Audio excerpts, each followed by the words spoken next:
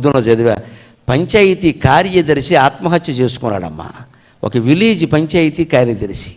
నా గుండె ద్రవించిపోయింది. నాకు అది గ్రామానికి పంచాయతీ కార్యదర్శి ఆత్మహత్య ఎందుకు చేసుకున్నాడు? అది ఏం చెప్పాడు తెలుసా?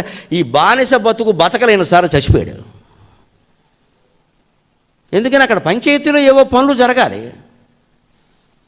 రాజకీయం వాళ్ళు ఏం చేస్తున్నారు? సర్పంచ్ గారు వాళ్ళు ఈయనమి పెట్టేస్తున్నారు. చేయించేయి చూద్దాం, చేయించి ఏంటి చూసేది? ట్రాక్టర్కి ఆయిల్ పోయించాలట ఆయన. పంచాయతీ కార్యదర్శి పోయిస్తాడా? అతనికి ఇచ్చే జీతం ఎంత? అది కూడా నెల నెలా వస్తుందని చెప్పలేమే. 20,000 కూడా లేదే జీతం.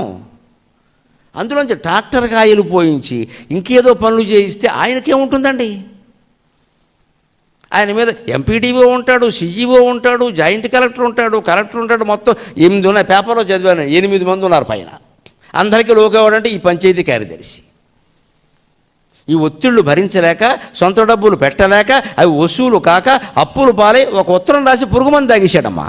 ఆ కుటుంబం ఏమైపోయింది ఆలోచించండి.